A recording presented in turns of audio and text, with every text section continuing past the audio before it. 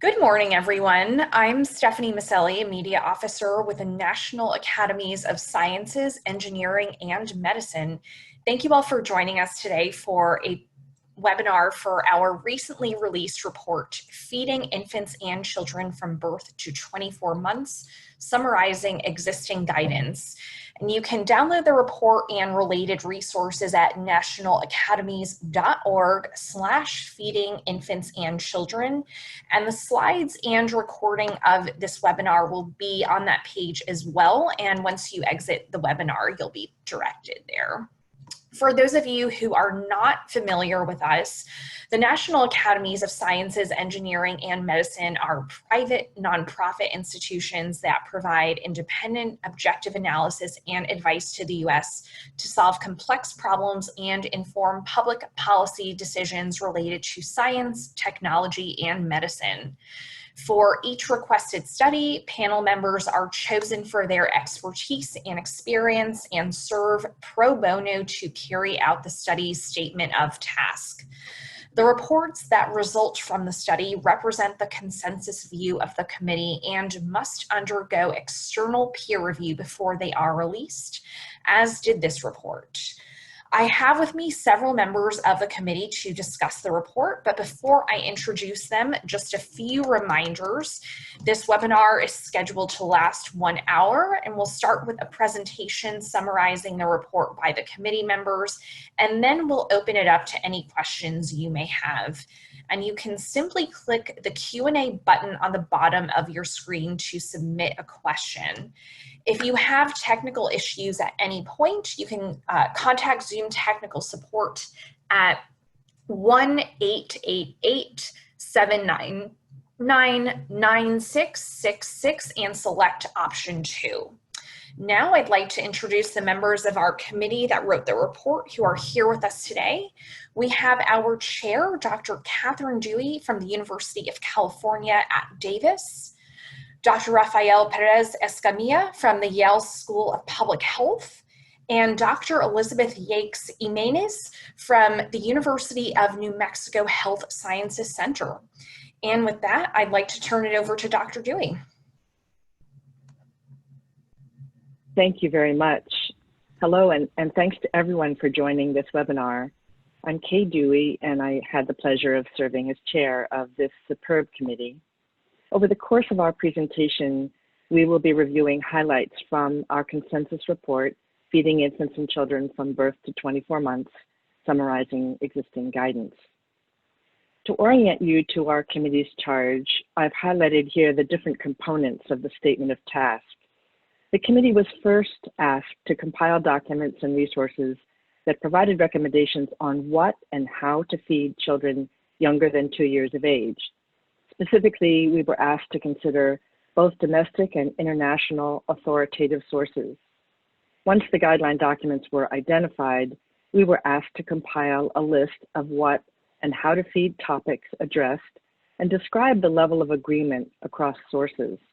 We were also asked to document the type of evidence used by the guidelines. Next slide. Finally, we were asked to assess the guideline documents for descriptions of strategies for communication and dissemination, and offer recommendations for communication strategies to the stakeholder community. Next. I know that there's a lot of attention to nutrition for the birth to 24-month age group right now, so I do want to be clear about what our report does and does not do. The committee's report does summarize existing guidance on what and how to feed children from birth to 24 months. However, this report does not provide a set of definitive feeding recommendations. This report is about understanding the extent to which recommendations are and are not consistent and what type of evidence has been used to support these recommendations, to understand the feasibility of consolidating feeding guidelines and/or harmonizing guidance across sources. Next.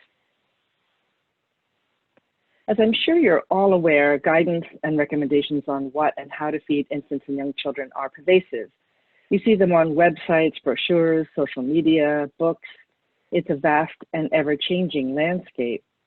So given this, our committee first interpreted key portions of its task to set clear parameters for our work.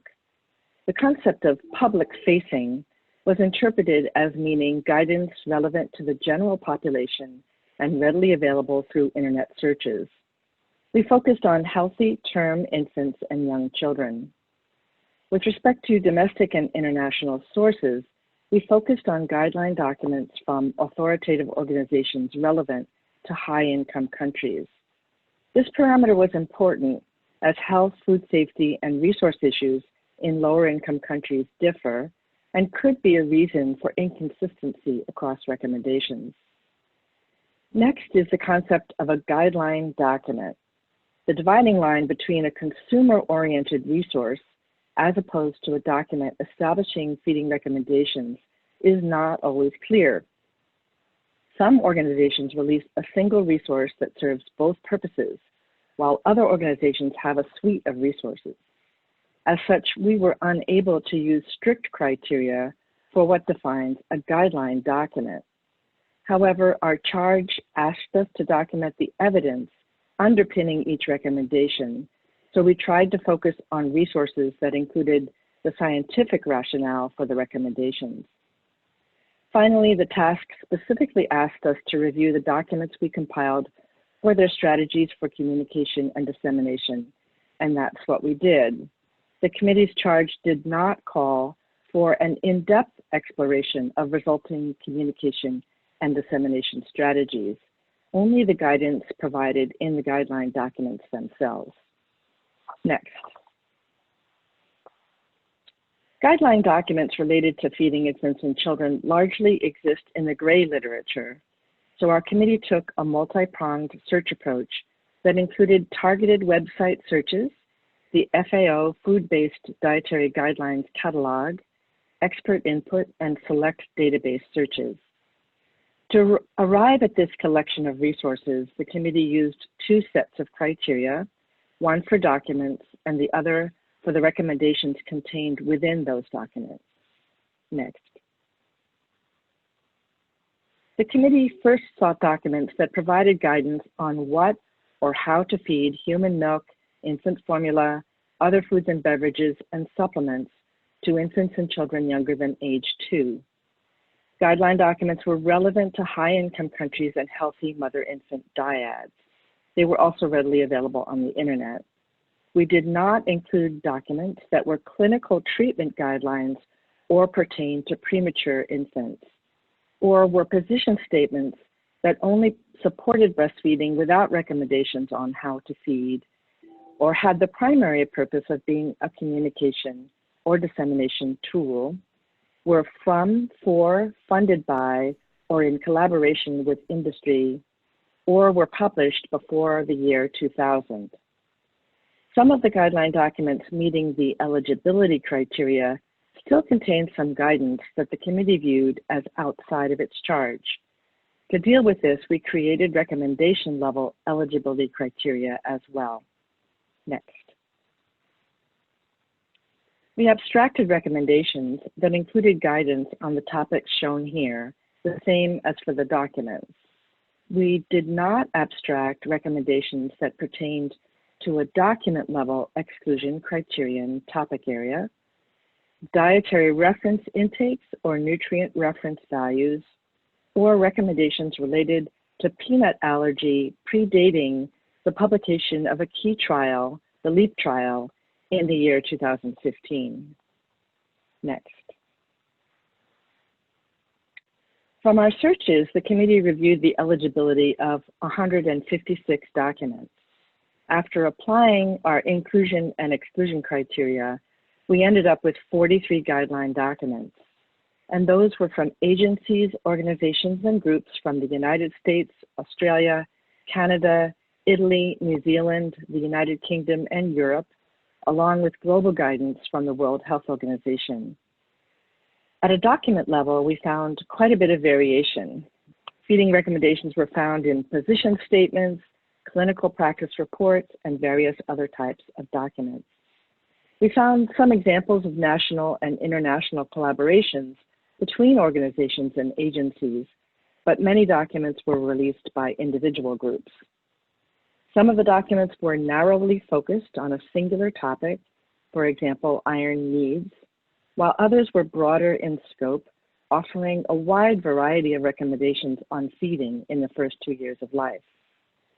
Although most of the documents were intended for healthcare providers, there were some that included or focused on other target audiences. The overall stated methodologies for the documents also varied. Some did not explain their approach to developing the guidance. Some used literature searches. Far fewer relied on systematic reviews and evidence grading. And even when the evidence was graded, the system used often varied across the guideline documents. The guideline documents also varied in terms of how the guidance was presented. Some were labeled as recommendations, some were presented as summaries, some were position statements, and some were labeled as conclusions.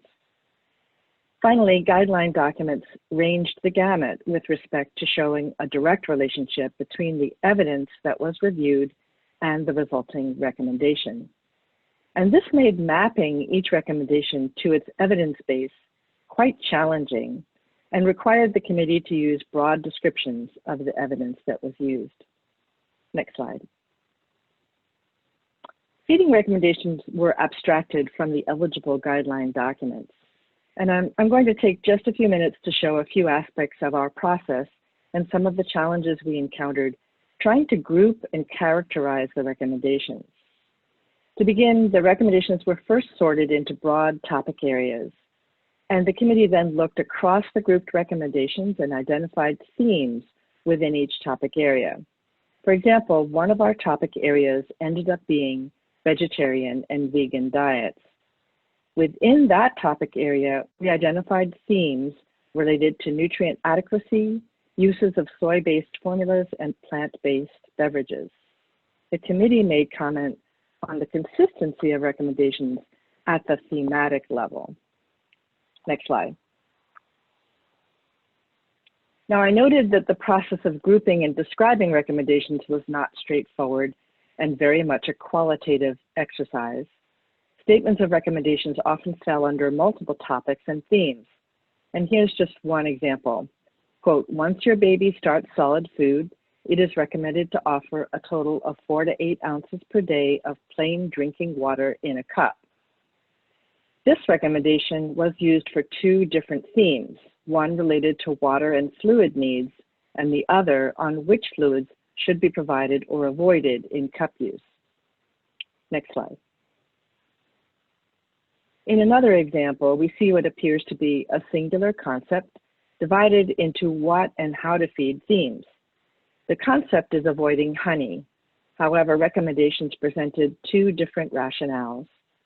Recommendations that grouped honey with other sugary substances ultimately fell under what to feed topic areas and themes. Recommendations that explained that honey should be avoided due to the risk of botulism, however, were ultimately grouped with other food safety recommendations and characterized as a how to feed theme. The point of this example is not to get too far into the weeds or debate the merit of such categorizations, but rather to demonstrate that there were complex nuances that the committee encountered and that some of the sorting of recommendations was subjective in nature. Although we'll be presenting what to feed and how to feed topics separately, we emphasize that it's really not strictly one or the other. Next slide. Both the topic areas and the themes were driven by the content of the recommendations themselves. We did not have an a priori list. It was really a qualitative synthesis of the materials identified and included. On that note, there are several topics that are of importance and interest to stakeholders that did not appear in the recommendations abstracted. This does not diminish their importance, but simply reflects our search strategy and eligibility criteria and the content of the guideline documents themselves. We'll move now to an overview of the consistency of the recommendations and the types of evidence used to support them. Beth? Thank you, Kay. So most of the abstracted recommendations included concepts related to what to feed. And the committee grouped the what to feed recommendations into 18 topic areas, which you can see listed here on the screen. I'm not going to read through all of them, but as would be expected for this age range, the topics included breastfeeding, infant formula, milk and other beverages, food allergy, and supplementation, among others.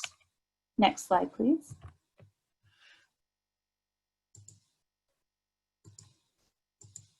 Overall, we found that recommendations were consistent or generally consistent within most of the topic areas related to what to feed. When we did find inconsistencies, oftentimes they were related to the age or age range that was specified in the recommendation. The recommendations largely mapped to what the committee considered narrative reviews. In this context, a narrative review means the recommendation could be mapped to a section of the guideline document that discussed the evidence in a narrative way and cited at least 2 publications. Next slide, please. I'll highlight one example of where the guideline recommendations on what to feed were considered consistent, although there are several others. We found 6 guideline documents that made specific mention of cow milk-based formula, all of which recommended its use in infants who receive formula. We also found 5 guideline documents that made specific mention of soy-based formula, all of which recommended use be limited to special circumstances, such as for infants with a confirmed pathology or specific medical, religious, or cultural needs. Next slide, please. I'll highlight one example of where the guideline recommendations weren't quite consistent. There were a few others in addition to this one. Several of the guideline documents included recommendations related to the continuation of breastfeeding. What we saw was that the guidelines were generally consistent in explicitly stating that breastfeeding should continue at least through the first 12 months of life. Where we saw inconsistencies, however, was the period after 12 months. Some guideline documents simply stated that breastfeeding should continue for at least 12 months. Some indicated that breastfeeding should continue up to 2 years of age, and others did not specify a hard cutoff, but rather included qualifiers, such as recommending that breastfeeding continue as long as mutually desired. Next slide, please. Next, I'll briefly review the how to feed recommendations. Far fewer of the abstracted recommendations included guidance related to how to feed. The committee grouped the how to feed recommendations into 8 topic areas, which are listed here on the screen. As would be expected for this age range, the topics included bottle and cup use, safety, and various aspects of feeding practices. Next slide, please. We had similar findings for the how to feed recommendations in that for most topic areas, we found consistent or generally consistent recommendations. And again, most differences related to the specific age or age group that was specified in the recommendation, and most recommendations mapped to narrative reviews. Next slide, please. I'll highlight one example of where the guideline recommendations on how to feed were considered consistent. And again, there's several others. 10 guideline documents stated or implied that food consistency needs to be incrementally changed as a function of the developmental stage of the child and as the child ages. Next slide, please. For how to feed topics, we really only identified one area where the recommendations were not consistent. When we looked at the recommendations related to timing of introduction of complementary foods, we saw that they were generally consistent in stating that they shouldn't be introduced before 4 months of age and should be introduced by or around 6 months of age. But recommendations were not consistent when ages were specified. A few used an age range of 4 to 6 months, while many stated that introduction should occur at approximately 6 months of age. We'll now move on to what we found regarding communication and dissemination strategies, and I'll turn it over to Raphael. Thank you, Beth. The committee spent quite a bit of time thinking about the differences between communication and dissemination. Shown here are the definitions we used to guide our work in this area. Communication refers to informing and influencing decisions and actions in a target audience.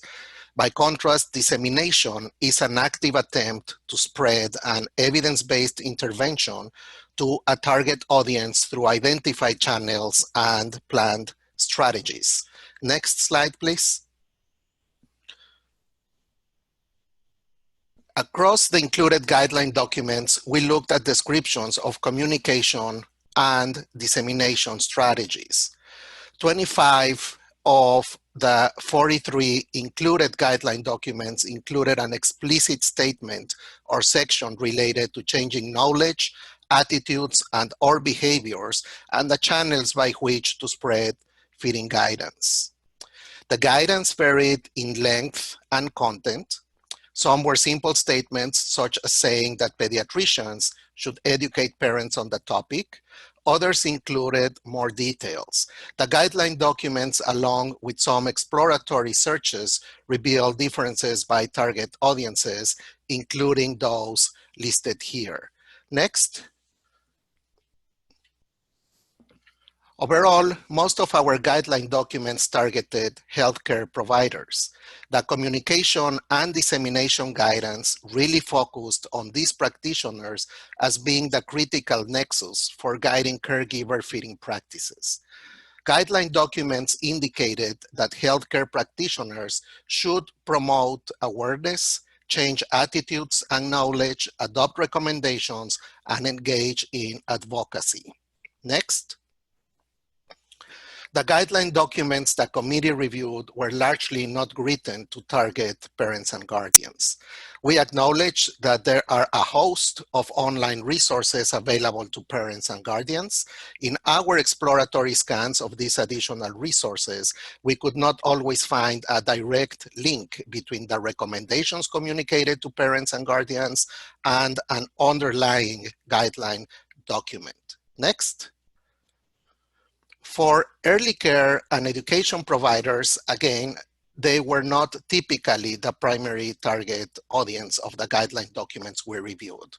We acknowledged, however, that in the US, feeding guidance is embedded in national health and safety performance standards known as Caring for Our Children. Next. We see a similar story for program administrators. They were not a prominent target audience of the documents we reviewed.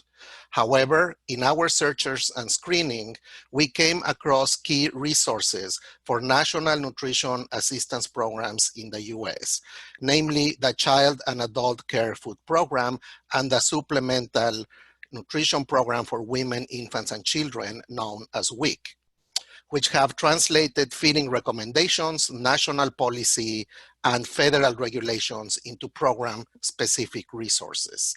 Next. Finally, we did come across some recommendations that targeted policymakers, but the level of detail for action varied. In one instance, the guideline document simply stated that they supported national policies and legislation. In another instance, also from the UK, the guideline document provided explicit guidelines to the government on how to do so. Next.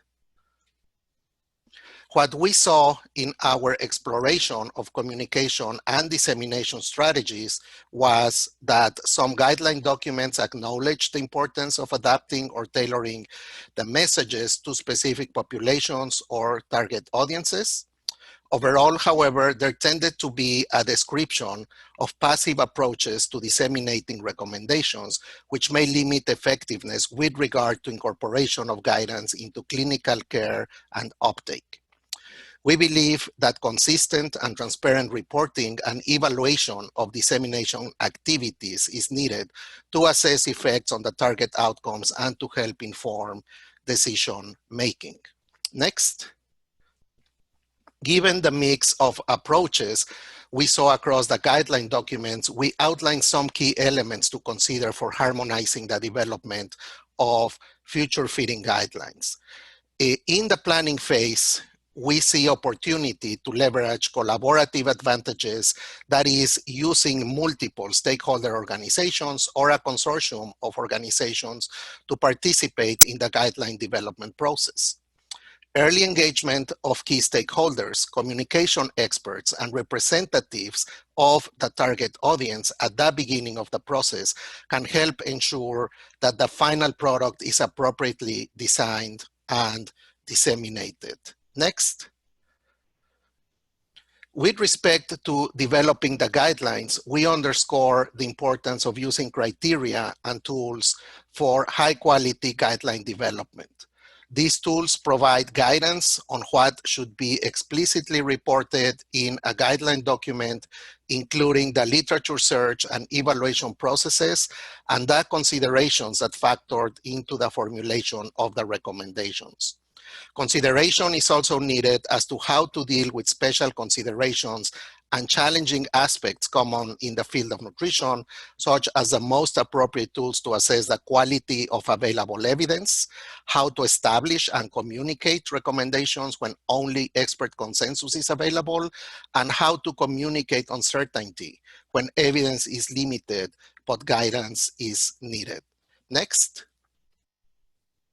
Effective and timely strategies are needed to support the communication, dissemination, and implementation of feeding guidance and to promote systematic uptake of them. Dissemination and implementation, or D&I as we like to refer to it, science has recently been defined as a field that seeks to inform how evidence-based interventions can be successfully adopted, implemented, and maintained in healthcare delivery and community settings. There are several D&I frameworks that can be used to guide the process of translating dietary guidelines into practice, understanding what influences implementation outcomes, including barriers and facilitators, and assessing process indicators, including coverage and quality, and impact outcomes with a focus on effectiveness. Next.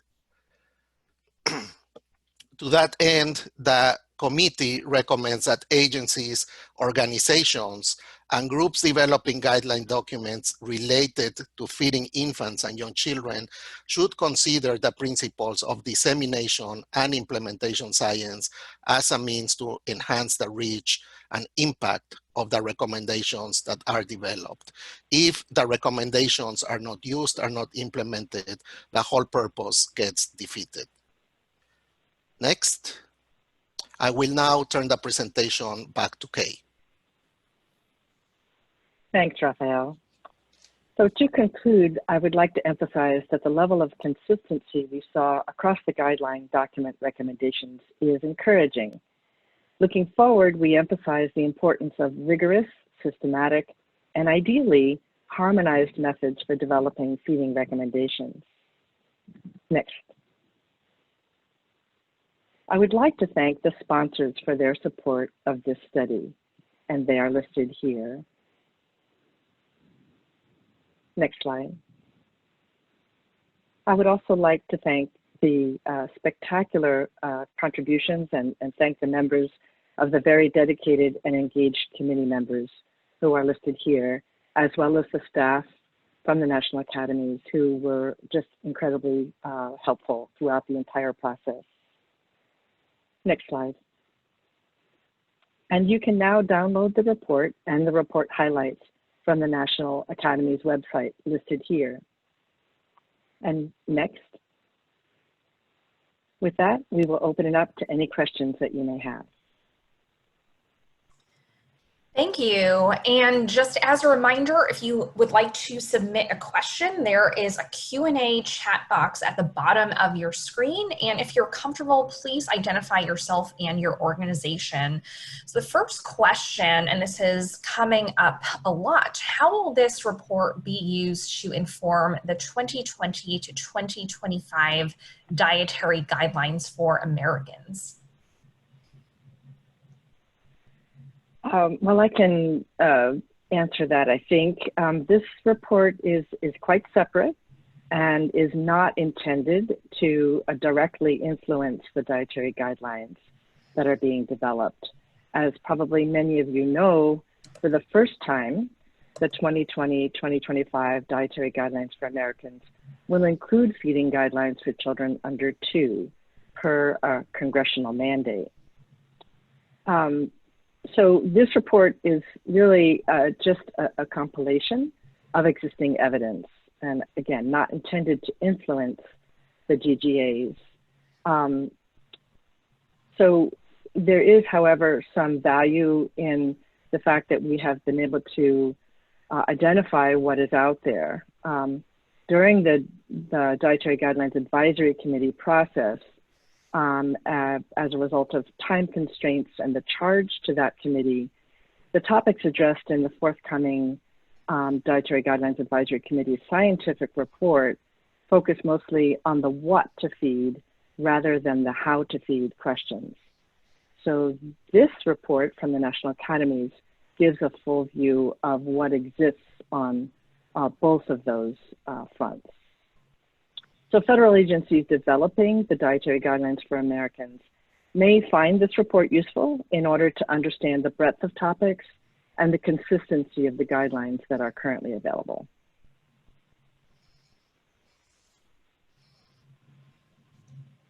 Thank you.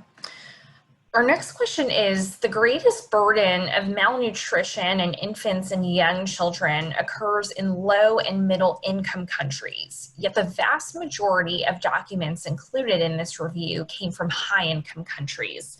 What implications and consideration, if any, do the authors think this has for informing infant and young child feeding guidelines in low and middle income countries? Well, as I pointed out during the presentation, we considered the fact that the health, food safety, and resource issues in lower income countries differ substantially from those in high income countries. And that has implications for feeding recommendations, and therefore it could contribute to inconsistency.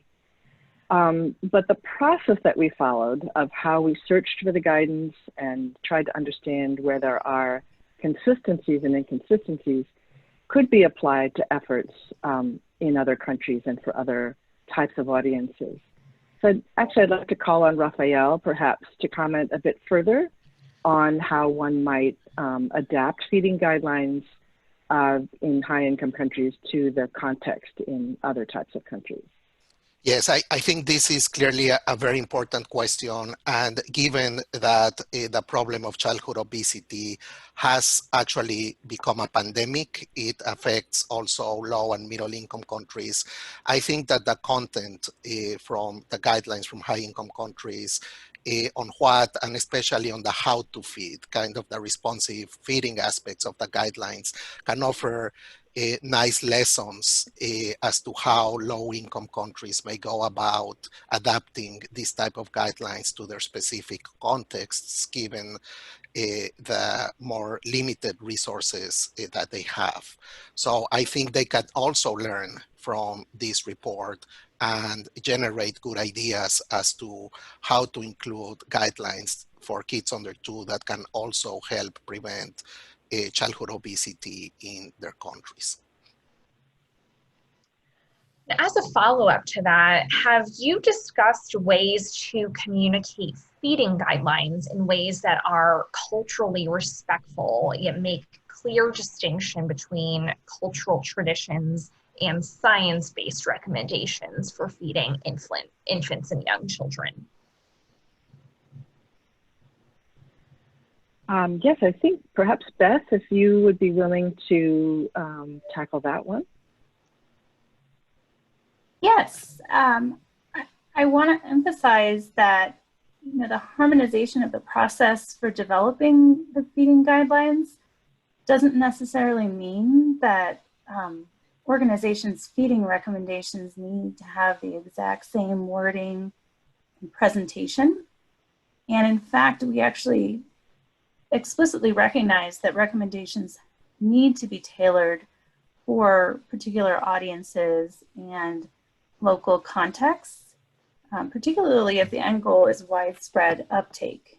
So during the dissemination and communication process, organizations really should consider how they'll tailor messages to audiences with respect to culture and also socioeconomic status, language and reading comprehension, food security, and also the age and stage of the infant.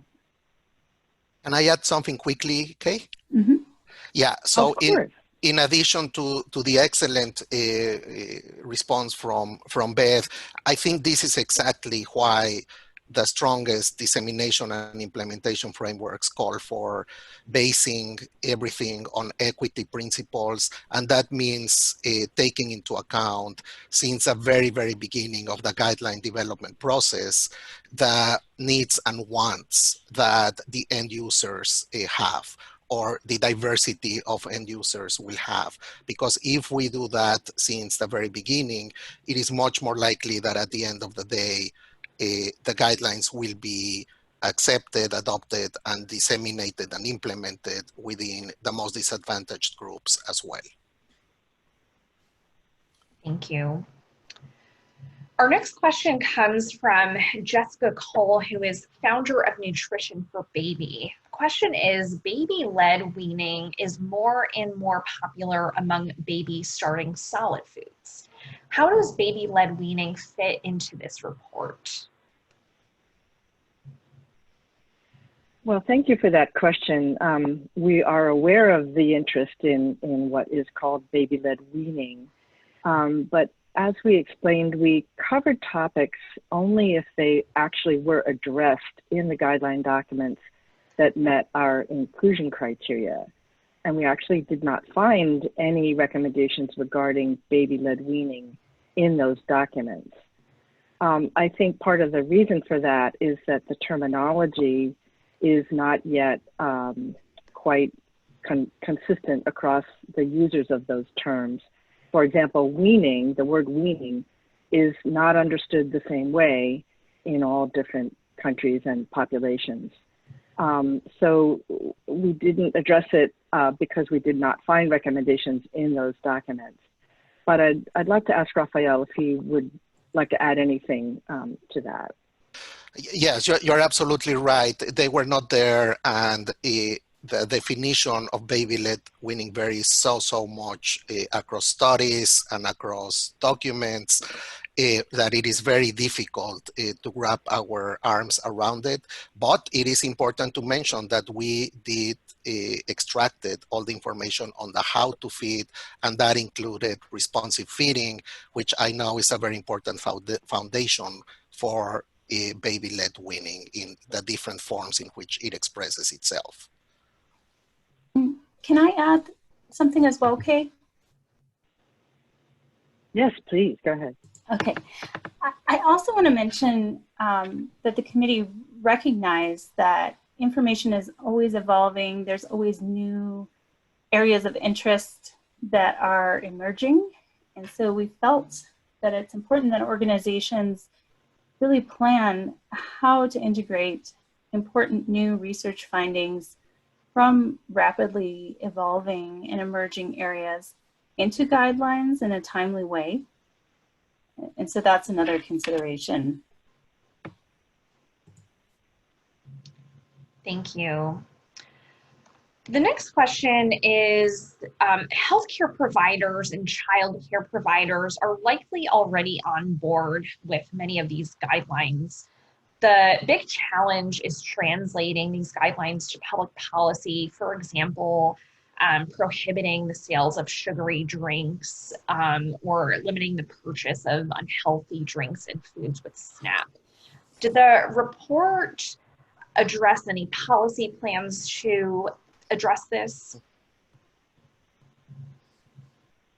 Well, I'll start and ask the others to contribute. The answer really is no.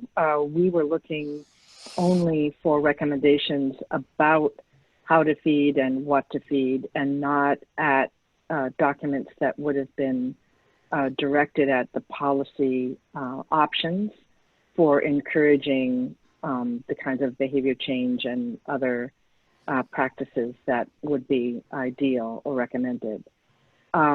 With that said, some of the guideline documents included some recommendations regarding policies, but because that wasn't a deliberate target of our search, we were not really uncovering comprehensively those kinds of recommendations. But Beth or Raphael, would you like to add to that? Well, I just wanted to add that that is a super important question, because at the end of the day, implementing these guidelines through policies also requires guidelines and also requires evidence-informed recommendations. So I think the next frontier for dietary guidelines for kids under 2 and for the general population is really how can we move on to the next frontier, which is how can we bring the process all the way to informing the implementation process in a way that the guidelines end up being implemented on a very, very large scale among all members of society, including the most socioeconomically vulnerable. Thank you. Our next question is, can you describe some specific action steps that could be taken when carrying out the dissemination and implementation science framework?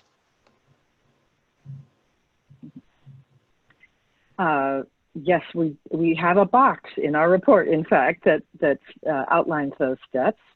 But I'd like to hand this over first to Raphael and then ask Beth if she'd like to contribute on the specifics of that.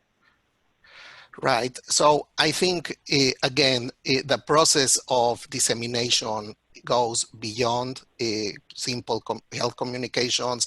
It has to be a very proactive, intentional process that has resources, including funding, attached to it, so that it can be not only executed with fidelity, but also that it can be evaluated. So it is very, very important also that we develop much more pragmatic approaches to assess rapidly and at relatively low cost, but accurately, the spread, the coverage, and the quality of that dissemination. And at the end of the day, that this process is part of a larger food systems approach, whereby these type of guidelines end up also informing evidence-based policies and program implementation. So that's, I think, the bird's eye view that I have about it, but would be curious to see what Beth thinks about it as well.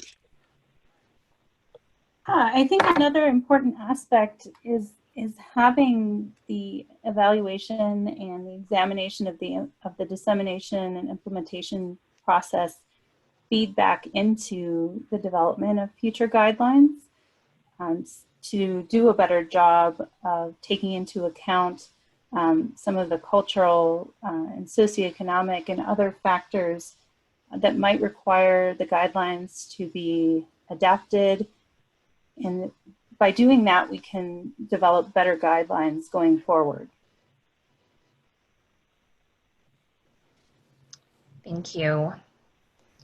The next question is from Allison Milgen. The inconsistency in guidance about timing of introducing solid foods affects efforts to achieve the global goal for 6 months of exclusive breastfeeding. Do you have recommendations for reaching consensus and consistency in guidance on this particular topic? I would probably answer by saying that we have recommendations about harmonizing the process for reaching guidance that would apply to all of the recommendations and not just that one.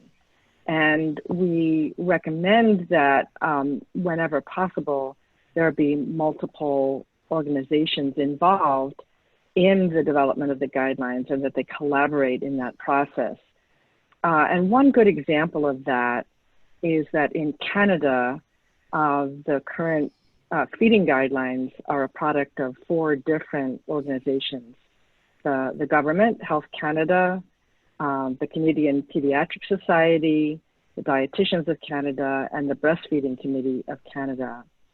And together they produced their guidance, including that topic, and came to consensus on that. So when that happens, there is a good chance of doing a thorough systematic review and an examination of the evidence on all questions, including that one. And that, I think, helps to arrive at a conclusion and a recommendation that's supported by the evidence and that can be supportive of policies for the kinds of feeding behaviors that are recommended. Thank you. Our next question comes from Hannah Sangvi, a legislative assistant with the NAACP. Did you take into account racial disparities across communities in the documents you accessed and the ability of families to follow recommendations? One example might be incarcerated mothers, statistically predominantly women of color, of young children who may not be able to breastfeed infants or follow all feeding recommendations. How do these disparities in access or agency to make decisions about feeding children appear in the report? Well, first of all, I think that's a very important question, and we actually discussed to some extent the needs for targeting and for tailoring recommendations to different sorts of target groups. So in the section that describes the steps for incorporating dissemination and implementation science, we have some general recommendations about that, in particular involving stakeholders from those target communities in the final steps of creating the messages and determining which methods for dissemination would be most effective. With that said, our report was really not aimed at a comprehensive description of those strategies, and that's a really critical part of this whole process. So I'd like to ask both Raphael and Beth if they'd like to comment further on that. Yeah, because we were very objectively extracting the content from the documents that we reviewed, and this was not the main focus of any of the documents, although a number of them did recognize the importance of equity issues. Our report, I think the most important contribution that makes in this regard is a strong recommendation to not continue developing guidelines without taking into account the input from target communities since the very beginning of the process. We are aware that there are many structural issues that would need to be addressed, but that is something that has to be done at the level of implementation strategy. So that was beyond the scope of the work that we were assigned to do, but we fully recognize its importance in the report.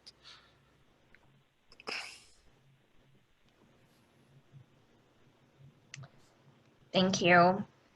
The next question is from Sarah Waltz from the U.S. Breastfeeding Committee. Many of the documents that were reviewed came from government agencies. What roles could the panelists see nonprofits and community advocates playing in this harmonization of feeding guidance for infants and children under age 2? That's a great question as well. And actually, there are quite a few excellent reports from nonprofits that were included in the guideline documents that we reviewed. And in fact, they can play, I think, a very useful role in spearheading efforts to bring organizations together, and achieve some sort of harmonization in the process of developing guidance. There is an example of this in the report. I'll ask Raphael to describe it from the Robert Wood Johnson Foundation on healthy beverage consumption. Raphael, would you like to mention that? Yeah, so that report, we thought it was a very interesting example of how a nonprofit organization, the Robert Wood Johnson Foundation, was actually not only able to bring together 4 major professional organizations to agree on healthy beverages recommendations, but they were able to facilitate a process through which these 4 organizations were able to reach consensus. And we all saw that massive impact that report release had in terms of media coverage, in terms of shaping public opinion, and clearly, you know, this would have not happened without, so to speak, a neutral non-for-profit organization that is heavily evidence-based running this process. I also want to briefly mention that I love this question because it also reminds us that the piece of dissemination and implementation is not only a health sector issue, it's also an issue that is related to the social protection sector, the education sector, the economic policy sector, and of course the civil society sector. So I am all for always including civil society representation in the development, dissemination, and implementation of guidelines. Our next question is, can you say more about the lack of consensus about breastfeeding beyond 12 months? For example, the World Health Organization and USF recommend continuation of breastfeeding for up to 2 years, to name 2 organizations. Yes, I think what we were able to say is that there was very strong consistency in recommending breastfeeding for at least 12 months across all of the guideline documents. But there was some inconsistency in terms of some of them recommending 24 months or beyond, and others being less quantitative about the length of breastfeeding beyond 12 months. I'm not sure this is a real fundamental inconsistency. I think it has to do with the different countries or different populations that these documents were aimed at. But it is an area where some additional consensus building and harmonization around evidence would be valuable. Beth or Raphael, please add to that if you would like. I'll just mention that we did identify that formally as an area with some evidence gaps. So just to reinforce what Kay said, that there's potentially some room for some additional work in that area.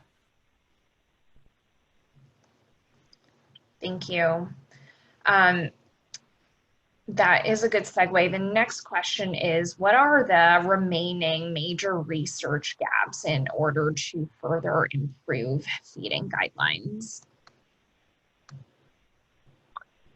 Yeah, well, thank you very much for that question. We have a section in the report on those evidence gaps, and those are recommendations that we developed based on the inconsistencies that we saw across the recommendations, and not necessarily a comprehensive set of research recommendations. So whenever there was something that wasn't consistent for either the what to feed or how to feed, we flagged that and made some comments about the kind of research that would be useful to build a larger evidence base for those types of recommendations.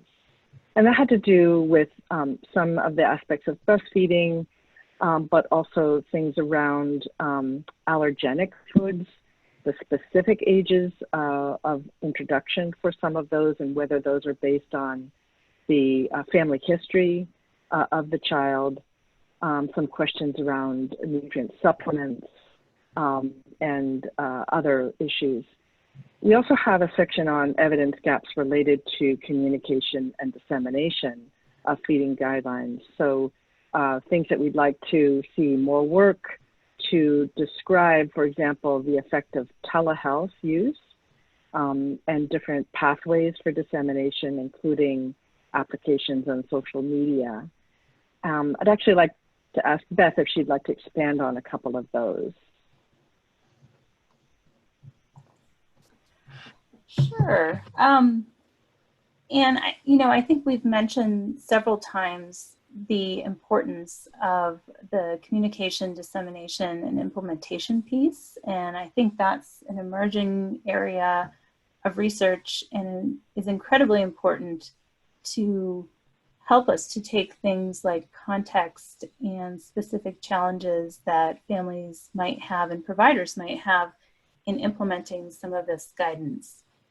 And I want to emphasize, being from a largely rural state myself, that I think telehealth is a really important and rapidly emerging area to help with health equity for some of our participants that might not, or some of our families that might not have kind of routine access to healthcare providers. Thank you. And it looks like we have time for one more question since we are coming up on the hour. And that is, many of the guideline documents that you reviewed were primarily designed for healthcare providers as a target audience, with the expectation that they'll educate parents and caregivers and point them in the right direction.